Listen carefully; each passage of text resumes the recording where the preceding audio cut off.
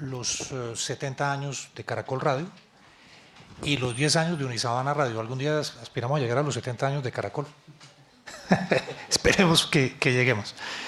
Entonces, muchísimas gracias. Tenemos transmisión vía streaming en video. Vamos a conversar aproximadamente durante una hora. Me va a acompañar en la conversación Juan Manuel Correa, estudiante de octavo semestre de profundidad en audio de la carrera de periodismo, que también está haciendo el programa Ruta 45 en Unisabana Radio.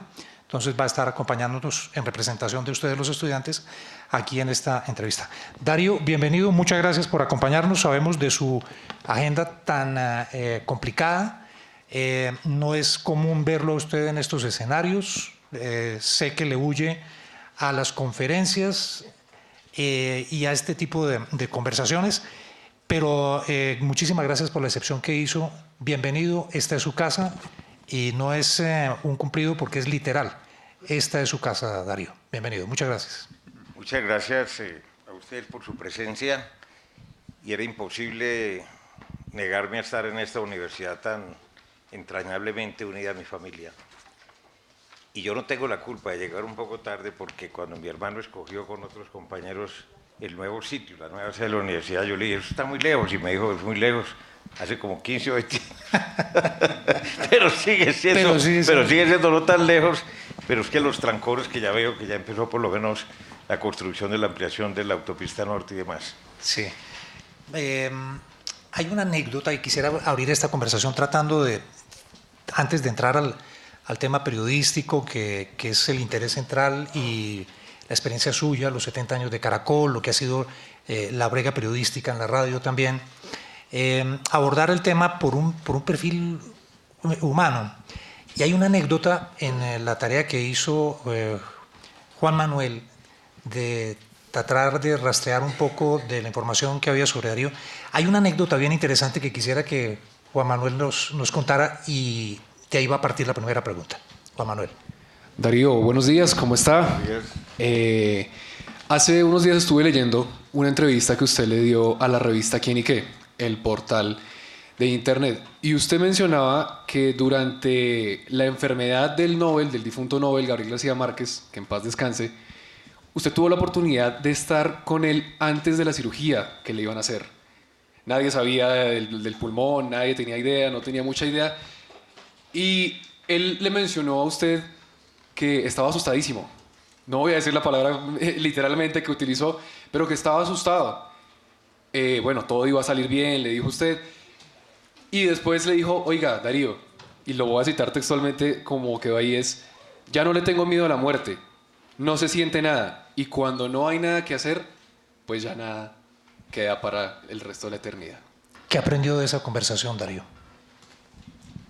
Primero, era hasta ese momento un secreto que después también conté en un libro que se llama Gabo no contado, que eran las facetas y los rostros de García Márquez como ser humano.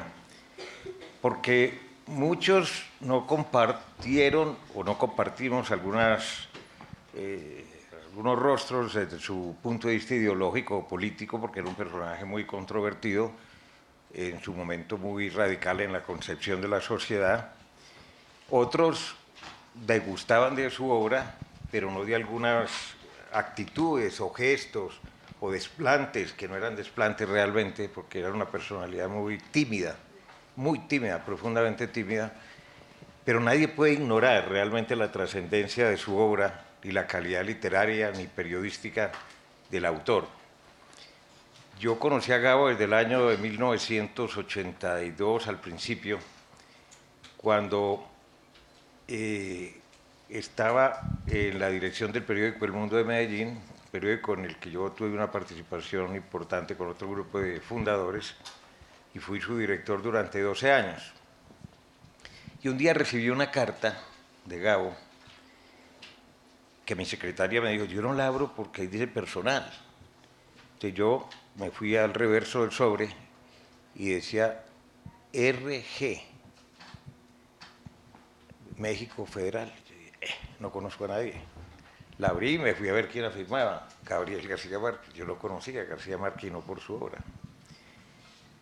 Donde él hacía un alto elogio del periódico El Mundo, de su enfoque, de su diseño, y dijo, me describía y me dice, estoy pensando en sacar un nuevo periódico que se va a llamar El Otro.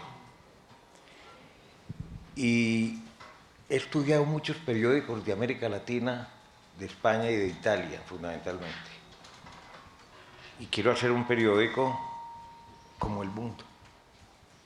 O sea, de todo lo que he visto, es lo que más se parece a lo que yo he pensado. Y me encantaría que El Mundo formara parte de ese proyecto de El Otro. Si usted está interesado y lo ve viable, póngase en contacto, me acuerdo, con José Vicente Catarain, que en ese momento era el gerente de la editorial Oveja Negra, que fue el primer editor de los libros de Gabo, ya cuando Gabo empezó a ganar premios y a ser famoso. Yo llamé a Catarain, viaje a Bogotá, total, 5 horas de conversación, y me dijo que el maestro quería hablar contigo, él estaba en México. Y el maestro, yo estaba asustado de hablar con García Márquez, y me dijo, ajá, ¿qué más ha pasado?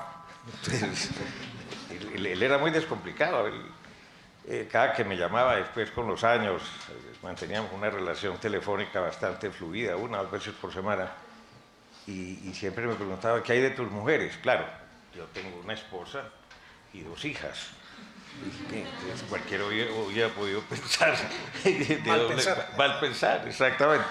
Pero ese era Gabo. Gabo era una persona fundamentalmente humana, muy agnóstico, pero se moría del miedo cuando montaba en avión.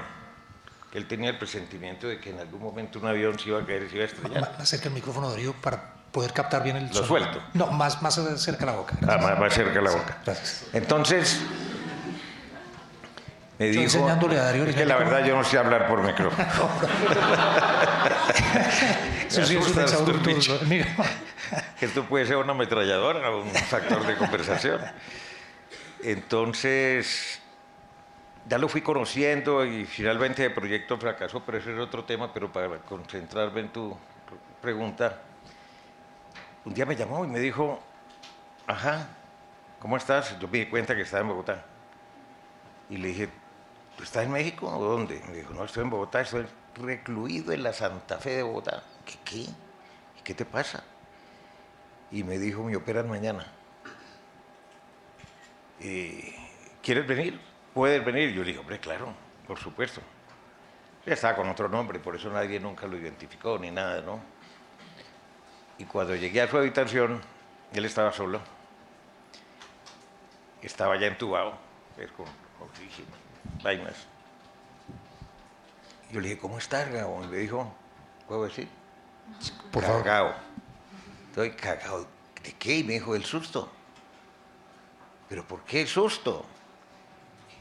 ¿Y qué tal que me muera? Ah, pero tú no eres ateo, tú no eres agnóstico. Y me dijo, es que yo no sé qué hay por allá. No sé. Y amo la vida, me gusta mucho la vida y no me quiero morir. Yo siento, esto fue años antes de que realmente tuviera el otro cáncer, que fue el que finalmente también venció. Entonces ya me contó, me dijo, es que me encontraron un cáncer en un pulmón del tamaño de una aspirina. Y ese es el que me van a sacar. Pero es la primera cirugía que yo voy a tener en la vida. Yo le tomé el pelo, porque él era una galleta de tiempo completo y tal, lo relajé. Me dijo, bueno, espero que me llames si no me muero. Yo le dije, claro que sí. Al día siguiente hablé con su mujer y me dijo, no, le fue divinamente, está perfecto, que vengas mañana. Y al día siguiente fue, y lo que cuento ahí, que él dice, ya no le tengo miedo a la muerte, a nada.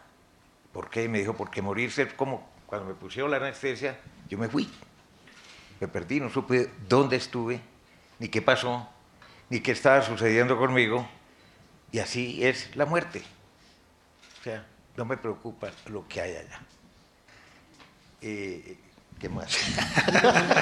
No, es que esa anécdota nos sirve para plantear la pregunta inicial, y es, usted ha estado en situaciones riesgosas en su vida cuando hacía periodismo, pero le tocó irse del país por amenazas de muerte.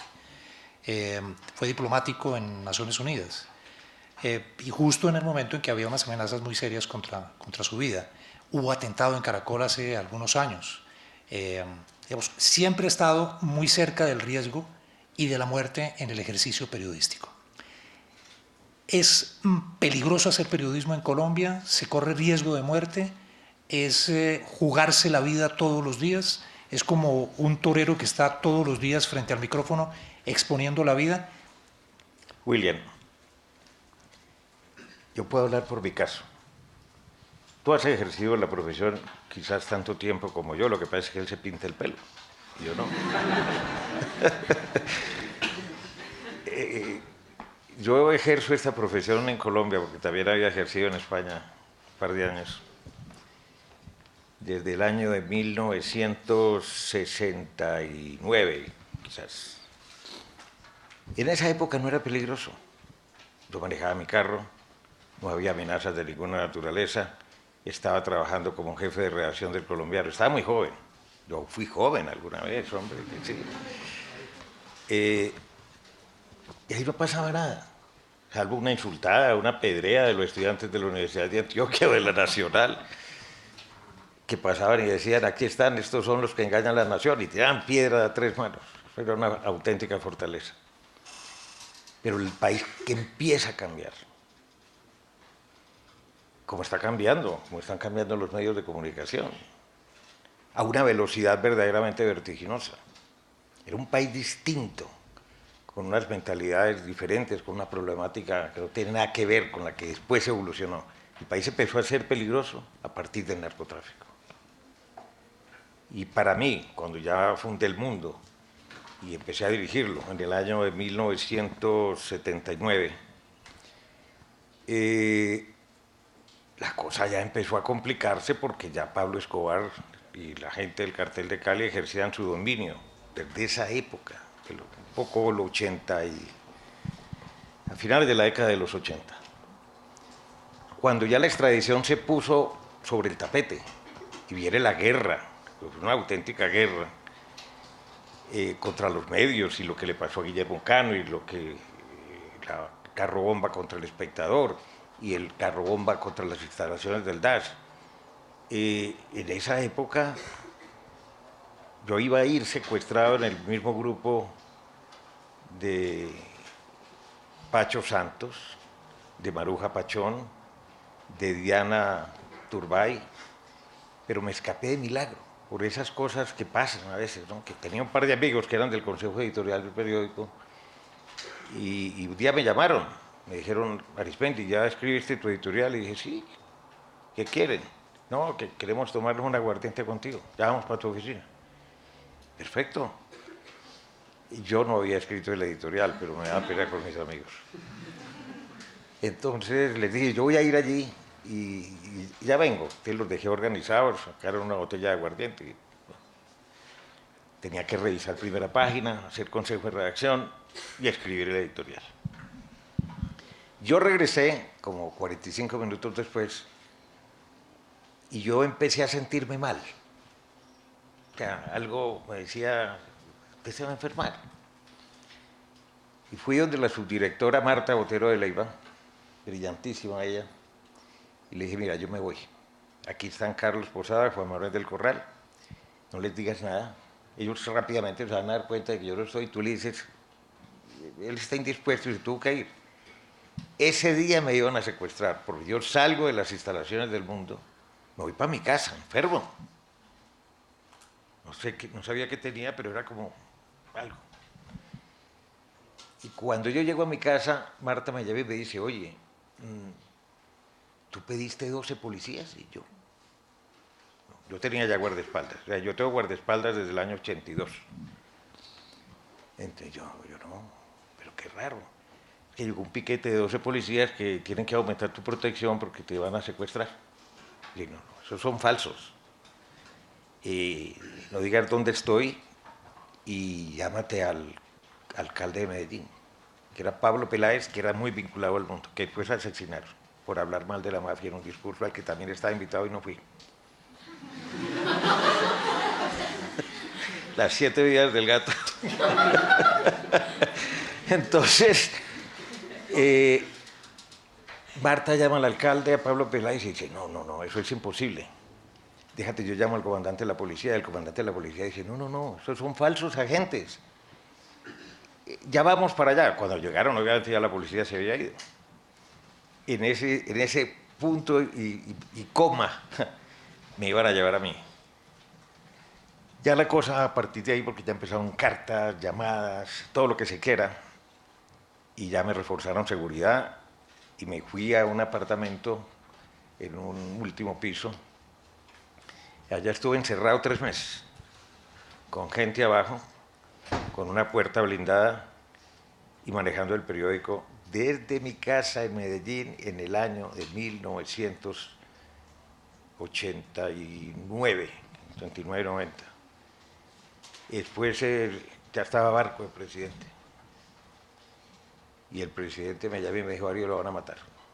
Porque ya había habido un avaleo con Juan Gómez Martínez, que era director del Colombiano, en su casa de habitación en el Poblado a las 3 de la mañana, y él se echó bala con ellos, porque también se lo iban a llevar. Y lo que querían era que nosotros cambiáramos.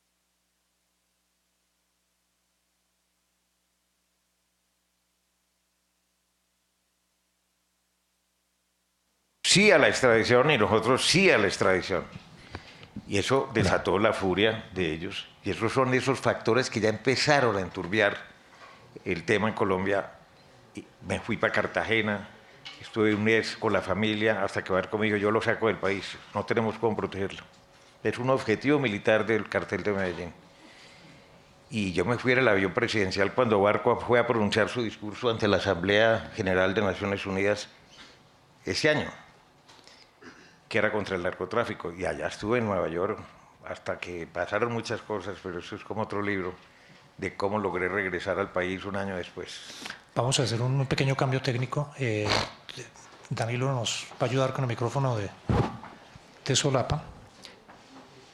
Y aprovechamos este pequeño break para la siguiente pregunta que tiene preparada Juan Manuel. Vamos a hablar ahora un poco cronológicamente, Darío, de esa trayectoria, de esa carrera periodística. Juan Manuel. Aquí en la universidad, pues como usted verá, hay muchos estudiantes, incluyéndome, que estamos saliendo y tenemos muchos sueños en el periodismo.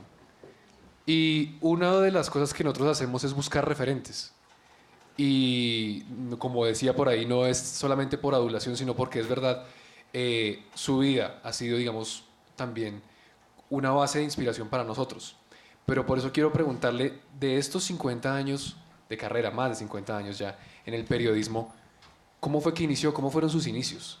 ¿De dónde empezó? ¿Y cómo podemos nosotros también aprender de eso para poder iniciar? Bueno, a uno le pasan muchas cosas raras en la vida. A mí me han pasado muchas, realmente. Yo estaba estudiando Derecho en la Universidad de Antioquia. Había hecho unos cursos de preparación, ya había matriculado, ya estaba en la carrera.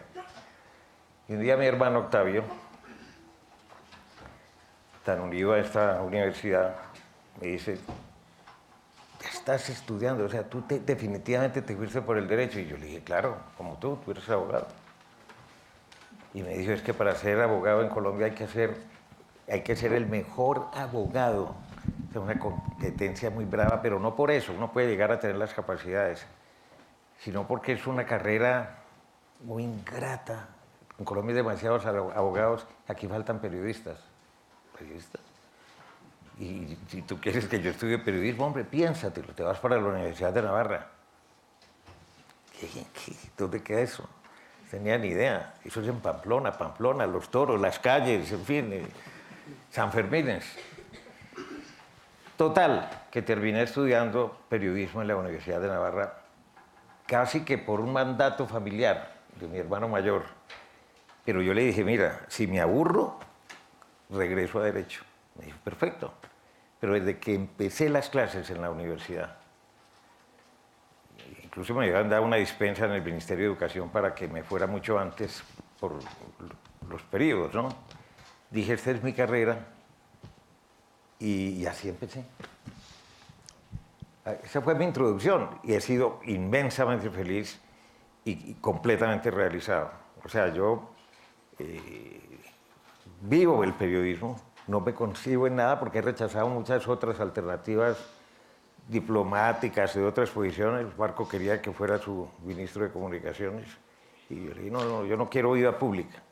Yo quiero ser periodista, que es lo que me gusta, lo que me apasiona y lo que me he especializado. Por eso estoy aquí. Pero nunca le pasó por la mente, pues, previamente o cuando joven o cuando niño, ser periodista. Nunca se imaginó eso. Eso no estaba en su... No, era una carrera que no tenía prestigio. Y que no existía incluso. No, sí, había en la Universidad de Antioquia una escuela, en Bogotá creo que la Javeriana tenía también facultad, pero Sí. El periodismo era ejercido por empíricos, Sí. por personas muy meritorias que se hicieron solas. Era una profesión, y sigue siendo mal pagada. Les tenía esa noticia para que se preocupen. Pero cuando se empezó a profesionalizar y se hizo la ley del periodista que ayudó mucho a elevar el nivel, a que hubiera facultades y escuelas y que ya las facultades tuvieran periodistas en ejercicio, Sí. porque antes no lo sabía, eran profesores teóricos, que eran filósofos o abogados, otra cosa, tenían ni idea del periodismo.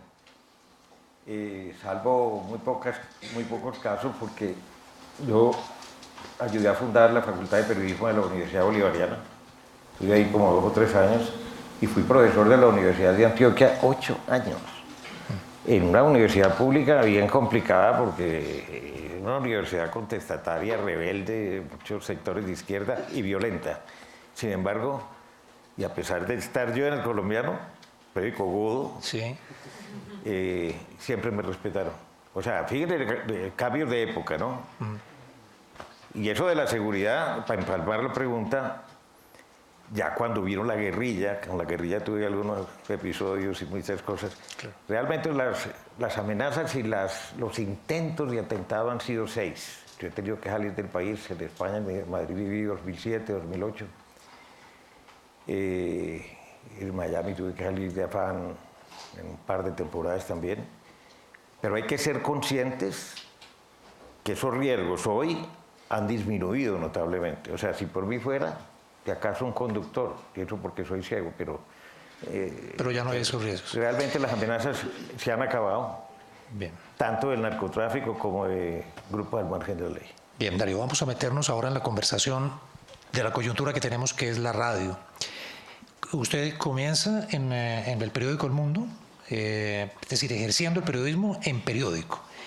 Y llega a la radio, a Caracol, en la época de la Luciérnaga, en la época del apagón de Gaviria, o previamente hizo algo de radio.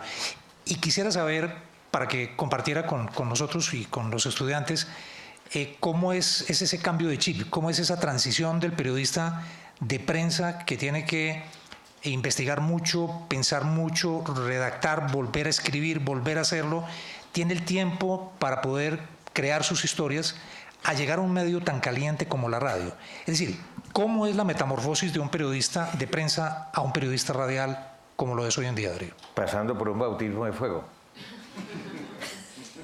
Literalmente. O sea, cuando Ricardo Alarcón, en ese momento presidente de Caracol, ya vi renuncio un 28 de diciembre, fíjense la fecha, ¿no? 28 de diciembre del año 90. Y yo estaba en una finca en Ayapel, Córdoba, cuando se podía ir por allá, con mi familia en vacaciones. Y entonces empezó a localizar, no había celulares. En el pueblo había un teléfono, en Telecom. Y entonces, total me localizó. Después de 2 días, porque yo dije, un 28 de diciembre, Ricardo Alarcón, que no era muy amigo mío, que está en Cali en la feria, ¿qué quiere? No, va a ser una guachada, una inocentada. Bueno, Darío, es que renunció Yamit. Y yo le dije, ¿Yamit qué importa? Yo que tengo que ver, lo lamento mucho y espero que haya suerte para que lo haga suceder. Y me dijo, ¿es que eres tú? Y yo, si yo no he hecho radio nunca en la vida, si eres un irresponsable. Yo le dije, no, además me amargan las vacaciones, déjame tranquilo, no, que tienes que venir, en fin. Total, que yo fui a la Feria de Cali, al final, a comienzos de enero, llevé en un papelito que lo conservo, en varios papelitos, 56 preguntas. Y cuando terminó el cuestionario y él lo absolvió y que yo me quedé tranquilo y satisfecho. Le dije, ok, pero yo me tengo que despedir de mis socios, que no saben. Y tengo que hablar con mis redactores y con mis periodistas y resolver el tema de mi sucesión, que en ese momento no estaba planteada. En fin, conocí la redacción, él me pidió que viniera a Bogotá, que conociera el servicio informativo, las instalaciones y tal, y que la gente en Bogotá se dijera, sí existe, porque yo era de provincia, de Medellín, no era conocido nacionalmente, era un periodista más o menos respetado y tal, de Medellín, pero no más, y tenía muchos amigos en Bogotá. Y me comprometí a que empezaba el 1 de febrero. Del año 91. 91. 91. Y cuando iba para el aeropuerto, después de haber almorzado con algunos de los que iban a ser de mi equipo, iba para el aeropuerto y enfrente del tiempo, extra, extra, cuando la noticia se produce, Caracol se la comunica. Y era, acaba de estallar la guerra de Irak. Y yo le digo al taxista, yo no tenía ni maleta. Hermano, dé la vuelta y lléveme a Caracol. Llego a Caracol, me metí a la cabina y las personas que estaban ahí se asustan y dicen, pero fue para Medellín. Y dicen, no, yo me devolví. ¿Quiere estar al frente? Y yo le dije, no hay el menor peligro. No tengo ni idea de nada. O sea, yo no he hecho radio. Sería un imbécil. Me suicido en la entrada. No. Me echan mañana cuando me oigan hablar. Entonces, yo dije, yo quiero aprender. Quiero escuchar, quiero ver cómo trabajan, quién es cada uno al aire. Porque yo venía de otro mundo, pero llevaba mucho tiempo por fuera también.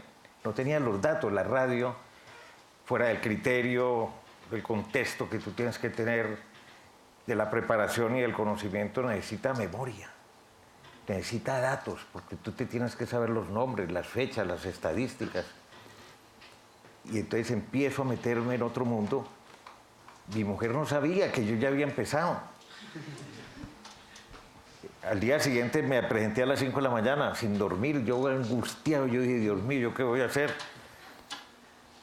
Y entonces entré con un bautizo de fuego. Hablé a los 2 días, dije, buenos días.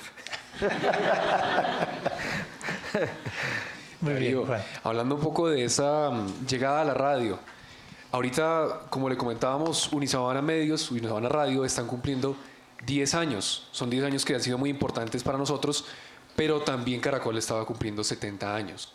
Háblenos un poco acerca de lo que usted estaba mencionando ahorita, las competencias del periodista que hace contenido radial. ¿Qué cosas tiene que tener el periodista, no para hacer un ejercicio exitoso de periodismo, porque exitosos tal vez hay muchos, pero un ejercicio correcto y responsable de periodismo? Lo primero, yo no sé si son de primer semestre, de tercero, de quinto, Que hay de todo, ¿no? Pero lo fundamental es que quienes están metidos en esto cometieron la locura de meterse en esta profesión que es maravillosa. Como decía Cavier, es el oficio más extraordinario y más bello del mundo. Tienen que saber que tienen que estar seguros de su vocación. De lo contrario se estrellan, como cualquiera que entre a Derecho o Medicina. Si no tiene esa vocación, no sale. En segundo lugar, que es una profesión que exige una gran disciplina, pero no solamente en la universidad, sino a lo largo de toda su vida profesional. En tercer término, que se tiene que preparar, aparte de las materias propiamente dichas, que son útiles como herramientas de trabajo para aprender a escribir, para aprender a manejar redes, para aprender técnicas, que son técnicas. Tienen que tener una enorme preparación y saber si tienen una vocación para especializarse en algo. Periodismo económico o en periodismo que tenga que ver con el área del derecho y el ordenamiento jurídico, y tiene que ver con el deporte o con el mundo del espectáculo o con temas de carácter social, humano, político, en fin. En cuarto lugar, las niñas sobre todo tienen que olvidarse de que quieren ser presentadoras de televisión. Hay demasiada competencia y tiene que ser, primero, muy bonita para ser presentadora de Colombia. cosa que es medio absurda. Uno ve televisión internacional y son señoras ya grandes o señores muy viejos, que tenemos mucha experiencia. No, que sean muy inteligentes, que tengan criterio, que eso se tiene, pero también se desarrolla, por supuesto.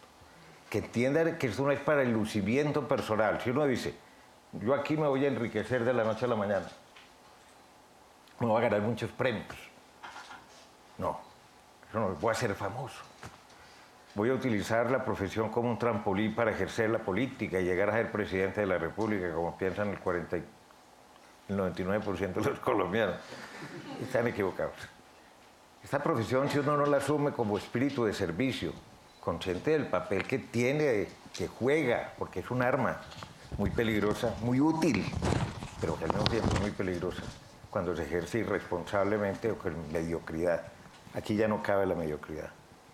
Y si puede estudiar, aparte de periodismo, una profesión adicional, yo lo prefiero porque en este momento los medios no estamos recibiendo a los medios importantes. A nadie, primero, que no hable más de un idioma. En segundo lugar, a nadie que no tenga, que sea solamente egresado de la Facultad de Periodismo o de la Sabana o de la que sea. No. Porque es que esto es una competencia. William es mi competencia. Yo soy su competencia. Y hay gente muy sólida, cada vez hay más preparada, mucho más atrevida que uno. Las audiencias cambian, los hábitos, las costumbres, igual que en los medios impresos, ¿eh? Y además, si uno ve el desarrollo de las redes y lo que es el periodismo digital y hacia dónde vamos, esto, los que no hayamos desarrollado un mínimo de actitud de supervivencia para adaptarse a las nuevas formas de comunicación y a los nuevos hábitos, costumbres de los pueblos y de las sociedades, en 2 o 3 años, chao, chao, chao. Y cuántas cabeceras de medios centenarios han desaparecido en el mundo. El caso de revistas, de periódicos, de emisoras, de cadenas colombianas y del exterior, por supuesto. El mundo de la comunicación en todos los ámbitos va hacia la globalización y hacia la monopolización. Ya lo vemos. ¿Por qué? Porque no hay plata. Esto es un tema de músculos financieros, de grandes grupos económicos, antes era de grandes grupos familiares que todos han venido saliendo de sus negocios, menos los Ardila, porque todavía están en segunda generación. Eso, vamos para allá, y estas organizaciones no tienen claro que están para influir, para defender sus intereses, para hablarlo claramente y para ganar dinero.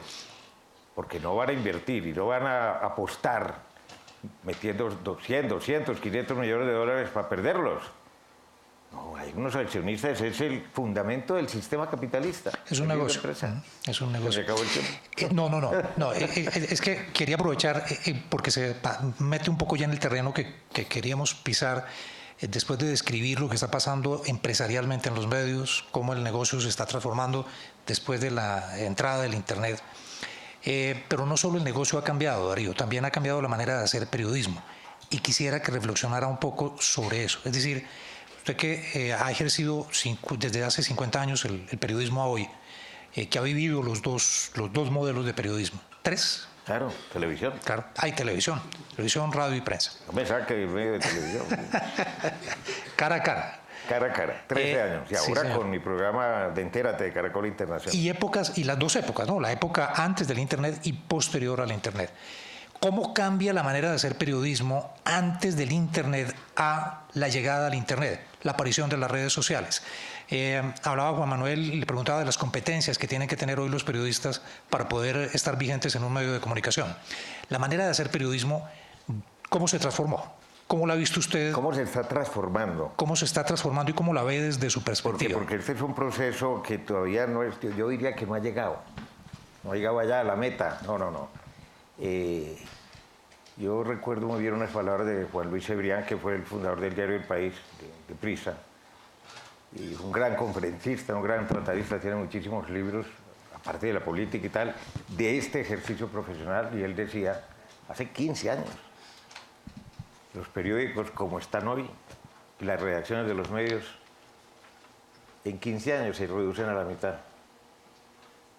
Porque él vio venir la era digital y la influencia de las redes sociales y el impacto. Y hace 2 años, antes de él retirarse del país, él es accionista todavía del Grupo Prisa, dijo, en los presupuestos de inversión de este grupo, el 60% va a ser para el periodismo digital, que es el que va, y no para el periodismo tradicional. La prensa escrita ya se nota, y la prensa escrita en influencia está muy venida menos. En este momento, fíjense la especialización hacia donde en este momento se encuentra en el mundo entero. Es más grande la redacción del país.com y del manejo de todas las redes sociales. La redacción, mucho más grande, más de la mitad, el doble de la gente, que el país normal e impreso. En el caso de Caracol, nosotros estamos creando una redacción digital, solamente digital, donde está la gente que solo maneja redes sociales, solamente. Consecuencia, tienen que ser contenidos con un estilo de redacción diferente, con un diseño y concepción distinto. No es repetir lo que sale en Caracol. Tiene que apostarle a nuevas áreas de influencia, sobre todo de juventud, que no lee prensa escrita, que no escucha radio tradicional. Tiene que ser uno muy ingenioso para traer en radio a las nuevas generaciones, y ustedes lo saben, para qué vamos a profundizar en esa materia. Entonces tiene que ser, es una conjunción, pero con una filosofía y una estrategia global, con un agravante.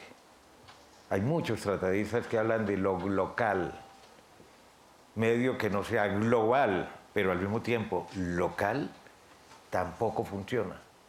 Porque cuando estalla un artefacto en cualquier parte, o hay un accidente, o se cae un avión, o lo que sea, si eso no se registra, y es una noticia, depende del número de muertos, si se vuelve más grande o se vuelve internacional. Pero la gente de Bogotá o de Medellín, en fin, quiere saber también lo suyo. ¿Cuántos muertos hubo en la comuna, en la comuna? En fin, pero no quiere perderse lo que está pasando a nivel nacional ni a nivel internacional. Ahí vienen unos criterios distintos de selección y de jerarquización de los hechos. Bien, Juan. Ahí ustedes mencionaba algo sobre la jerarquización de los hechos, de ese criterio periodístico que tiene uno que tener para poder dar estas noticias. A lo largo de sus 50 años de carrera, además de 50 años de carrera como periodista, ¿cuáles serían las 3 cosas, un top 3 por así decirlo, de las cosas que usted ha aprendido y que le ha dejado su carrera para poder alcanzar ese mismo criterio y que los que estamos siguiendo sus pasos podamos aprenderlo? Primero, no aprender las cosas malas, sino copiar las buenas, que todos los medios y profesionales que estamos en esto tenemos que desarrollar. Yo el primer planteamiento que me hago, cuando hago el plan de trabajo todos los días en compañía de mi equipo y de mi grupo, y pongo a la gente a reflexionar. Me gusta mucho ese ejercicio, porque a mí me enseña, pero además es para que la gente aprenda a pensar y a decidir. A ver, estás trayendo este tema, ¿por qué no traes al otro? ¿Cuál es más importante? O sea, ponte en el caso como si tú fueras un sujeto de información. ¿A ti te gustaría leer o escuchar o ver más sobre esto o sobre aquello? ¿A qué número de personas afecta más o beneficia más? ¿Cuál es más trascendente? Otra cosa es el tratamiento. Entonces, cuando uno ya empieza a pensar y a decir, porque el universo de la información hoy, temático, es tan amplio, tan intenso. Antes, pues los medios impresos se basaban en simplemente lo que se llamaba los cables de las agencias. Y había muchachos que uno los contrataba, su único papel era pararse frente a un teletipo, recortar la sábana que llamábamos, tener una regla y recortarlos por temas. Él iba repartiendo este para internacional, este para economía, este para deporte. Eso no existe. Antes era una información limitada, dependiente de 3 o 4 concentraciones informativas de la France Press, de Reuters, de Associated Press y de pronto la alemana, DPA. Ahora no. Ahora esa información de antes está reproducida por 1000. Entonces vienen los criterios, a quiénes sigo las tendencias de las redes o no, o simplemente son puntos de referencia. Tienes que aplicar todavía más filtros de selectividad en lo que tiene que ver con noticias verdaderas o noticias falsas, porque ya ustedes saben, para qué voy a profundizar sobre eso, el impacto tan negativo para la sociedad y para los medios, donde hay una oportunidad también muy grande. Es un gran desafío de que los medios relegitimen su legitimidad con más rigor, con más precisión, con más enriquecimiento, con lo que yo llamo nuestra obligación ya no es dar noticias, es dar valor agregado. Por eso, por ejemplo, en el caso nuestro, y sé que la competencia también lo tiene, busca eso por lo menos. Lo que yo llamo valor agregado. Yo le digo a mi mesa permanentemente, incluso delante de sus compañeros, que soy exigente. ¿Tú crees que eso que acaba de decir da valor agregado? Tiene algo nuevo que no esté publicado, que no se haya dicho anoche en el noticiero de televisión, que no esté en este momento en la prensa escrita. ¿Qué diablos nuevo trae lo que tú acabas de decir? Hablar no es hablar por hablar, no es decir, sino que el tiempo es tan escaso en cualquier medio y el papel es tan escaso y tan caro, Sí.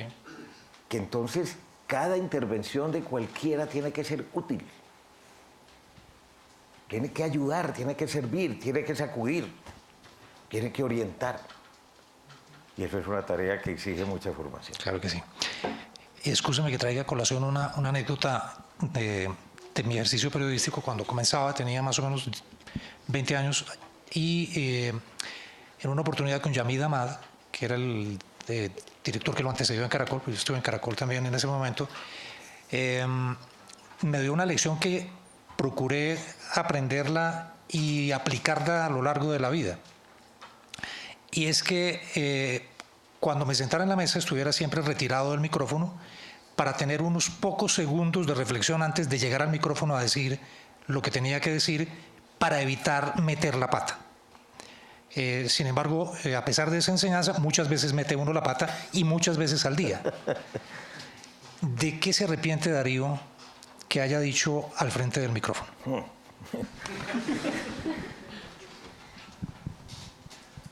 O sea, cuando uno está en prensa escrita, usted me preguntará a mí, que me devuelva ahí un poquito, ¿con cuál medio se queda? Con la radio. A mí en algún momento el Grupo Santo Domingo, cuando estaba en Caracol, Sí. y el Grupo Santo Domingo compró El Espectador, don Julio Mario Santo Domingo me honró y me dijo, yo quiero que usted sea el director. No, pero si usted es... No. Perdóname, pero me cansé. Ya no, ya pasé por ahí. Es otro estilo, porque era más pasivo, mucho más, pero tiene una ventaja. Que tú tienes tiempo de pensar, de documentarte, de consultar, de hacer las cosas a otro ritmo. En radio no. En radio tú estás preparado. Pues no es porque estés preparado. Yo amanecí preparado. No. No amanece preparado. No, tiene que preparar y tiene que preparar todos los días. Entonces, tratamos de que cada vez sean menos las metidas de pata. Y eso se logra con una planificación adecuada. En lo temático, discutiendo qué prioridad vamos a tener con estos personajes que vamos a sacar al aire. ¿Cuáles son los criterios? Los porqués. No es entrevistar por entrevistar.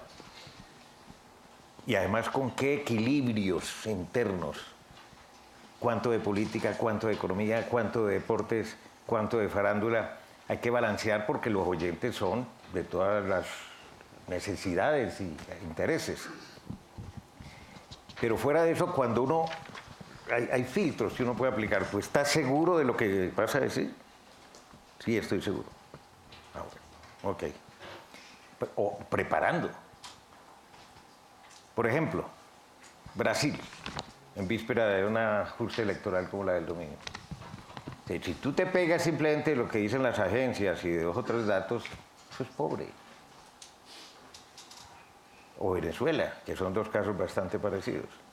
Pero si estudias la tradición totalitaria que han tenido esos 2 países en su vida republicana, te vas a dar cuenta de que así como los pueblos orientales, los chinos, los japoneses, etcétera, incluso los de la vieja Unión Soviética, que venían de los Ares, hay gente que tiene una cultura de estar sometida, de ser esclavizada, que le gusta que haya dictadores, que piensan que el orden de una sociedad es el orden público o es mantener una determinada estructura y no la búsqueda de la justicia, la igualdad y otros valores más importantes para la sociedad.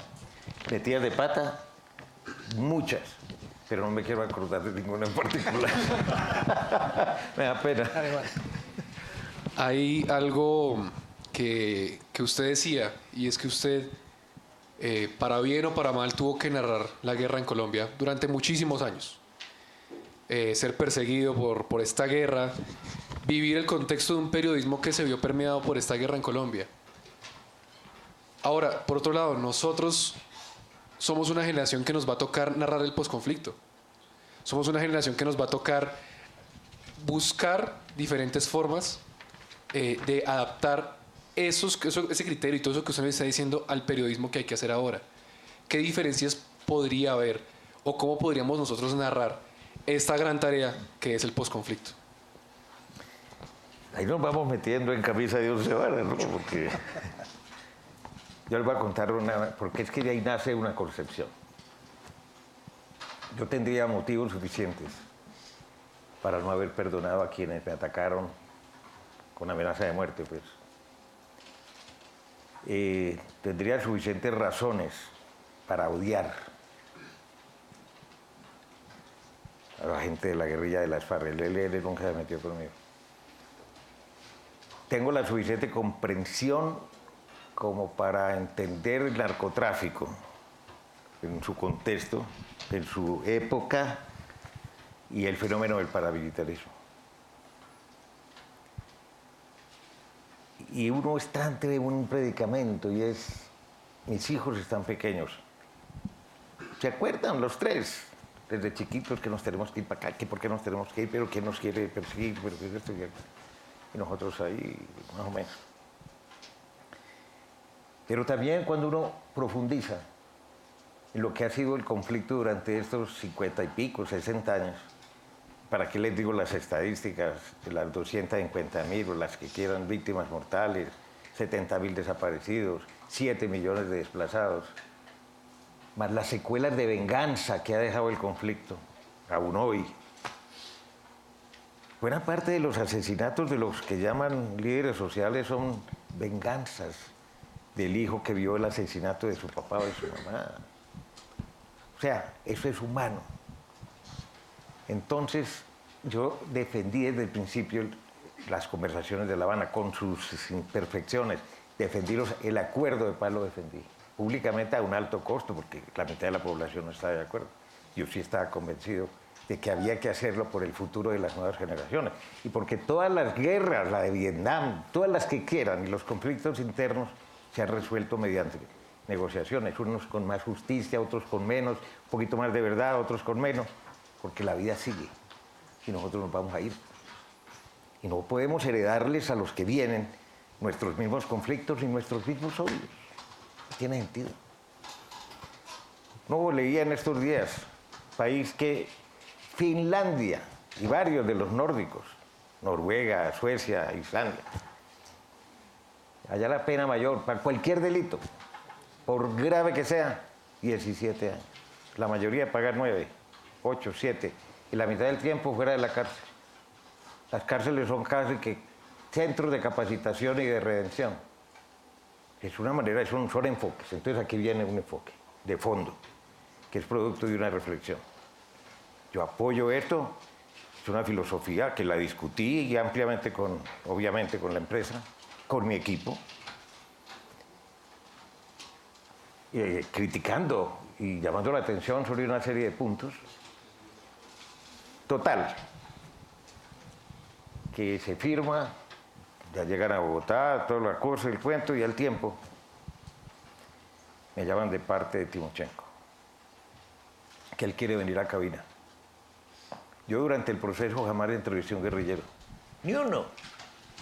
¿Informábamos o no entrevistábamos guerrilleros? No. Entonces, llamé a Humberto de la Calle y le dije, hombre, ¿qué opinas? Y me dijo, llévalo. Ok. Lo invité. Lo recibí en el ascensor como recibo a cualquier personaje que es invitado a la cabina. Cuando uno invita a su casa a alguien, pues no lo lleva para la cocina. Sale y lo recibe, buenos días. El tipo, yo cuando le di la mano, yo no lo conocía, me dijo, necesito un baño. Venga, con mucho gusto, vamos a mi oficina. El tipo sale de la oficina y me dice, muy bonita su oficina. Yo le dije, no, es muy sencilla, no tiene ninguna pretensión. Quiero decirle que esta oficina fue la que usted destruyó. Estas paredes que usted está viendo, no quedó nada. Que yo me salvé por 30 segundos, un minuto, que la bomba la pusieron exactamente debajo de mi oficina, el carro bomba. Que como producto de ese carro bomba, una señora del pueblo que usted dice defender, eso se lo dije delante de Juan Lozano, que estaba en mi grupo, y le dije, acompáñame, que yo quiero un testigo. ¿Pero de qué? De nada. Y esa señora es una señora del aseo, que entró a hacer el aseo en el momento en que yo salgo y entra una señora del aseo. Y esa señora sigue inválida y sigue traumatizada. A usted no le da tristeza y no le da... Pero yo no tengo ningún inconveniente en perdonarlo y lo invito a que vamos al estudio y tengamos una entrevista dura, que le quiero precisar, como tiene que ser, respetuosa. El tipo se le abrieron las lágrimas y me dijo, nunca debió haber pasado. Y yo le dije, métase en la cabeza una cosa, pero pasó. Con eso quiero decir que si uno no perdona, y tendría motivos para decir, yo no perdono, yo no lo invito a Caracol. Y en ese día, en esa entrevista, Timochenko salió tan mal librado porque se mostró como lo que es, una persona ignorante, incapaz, cínica, que la mitad de la gente era horrorizada de que le hubiéramos invitado y después agradecida de que le hubiéramos invitado porque entonces se acabó el mito de Timochenko. Ustedes ya vieron el resultado electoral. Entonces el posconflicto hay que manejarlo más allá de los lenguajes, es que responda a unas convicciones de qué es lo que le conviene a este país. Es mucho más trascendente y a las nuevas generaciones que lo episódico. Lo que yo les acabo de contar es un episodio. Qué buena historia es, Darío. Se nos acabó el tiempo, esto pasó volando. Estoy acostumbrado a eso. Nos queda, creo que un par de minuticos. No sé si alcanzamos a hacer una pregunta del público, pero antes de pasar el micrófono al público, Darío, estos muchachos lo van a reemplazar a usted algún día y a mí también. Es la nueva generación. Muy pronto van a estar dirigiendo medios de comunicación o ejerciendo el periodismo en empresas o en medios de comunicación en distintos roles. Una enseñanza que les quede a ellos grabada de aquí en adelante para su vida profesional, ¿cuál sería? Que busquen ser los mejores, que no se contenten con la mediocridad. Mis hijas querían estudiar periodismo y un día me pidieron una cita y me dijeron, bueno, es que queremos estudiar periodismo, ¿tú qué quieres? Yo le dije, si tienen una vocación, estudien primero una carrera distinta. Si al término de esa carrera quieren ser periodistas, hacen también periodismo. Pero ustedes van a ser juzgadas con otros parámetros. Ah, claro, hijas de Darío Arismendi. No, las van a moler. Y ustedes ya saben lo que ha sido mi vida. Entonces, la única enseñanza, que no es enseñanza, es una experiencia, que quiero dejarles es mediocres, ¿no? Los mejores. Los mejores. De hecho, hay periodistas colombianos en muchos medios internacionales que aquí no han cabido, que han tenido que ir. Son brillantes, son excelentes. Y hay espacio para los buenos, para los muy buenos mediocres. Bien. ¿Hay pregunta? por acá, por favor.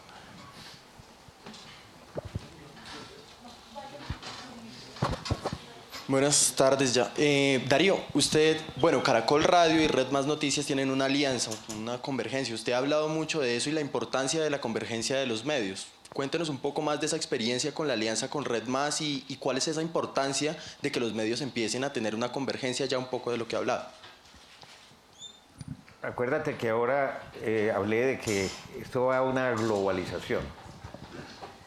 Carlos Slim estuvo hace 15 días, pero vino a otra cosa, al club de Montevideo. Pero había estado, que él no conocía la experiencia con Caracol Radio, él tiene medios, es un hombre inmensamente poderoso, rico y todo lo que quiere y ambicioso. Entonces, le dijeron, hombre, estamos aliados aquí, Caracol y tal, y el tipo dijo, yo quiero ver, quiero conocer. Salió verdaderamente maravillado y dijo, yo quiero que hagamos esto con una cadena radial en los países donde estamos. Y quiero que este modelo se perfeccione. Vamos para muchas más cosas. O sea, no se extrañen ustedes de una integración distinta el día de mañana. Porque el que se queda chiquito y se queda débil, de músculo financiero muy estrecho y muy pobre, y no tenga otros aliados, desaparece. Ha sido fabulosa para ellos y fabulosa para nosotros. La última pregunta, porque ya estamos sobre el tiempo. Darío, muchas gracias primero por el tiempo que comparte con nosotros. Le quiero hacer una pregunta y creo que hablo en nombre pues, de muchos de los que estamos acá, que nos gustaría entrar a Caracol Radio, por ejemplo, que es tan importante a nivel nacional. La pregunta es la siguiente: ¿cómo entrar o cuáles son los requisitos, por ejemplo, para hacer pasantías o para entrar a Caracol Radio? Muy fácil. Hacer un convenio entre la facultad, esos convenios los tenemos casi que con todas las universidades. Yo me sorprendo que con la Sabana no ha habido, de parte de la Sabana. Sí hay. Sí hay. Entonces ha habido periodistas de la Sabana. Ya. No, nosotros tenemos un plan de pasantías y es un número importante. Y no solamente nosotros, yo diría que todos. Si llega, a ver, yo no intervengo realmente en la selección, sino de mi equipo. Eso lo maneja el servicio informativo. Pero ellos, Diana Calderón y su segundo de a bordo, escogen entre los candidatos que mandan las facultades, les hacen unas pruebas y escogen a las que consideran muy buenos, independientemente de que sean de la Javeriana o del Externado, o de donde sea.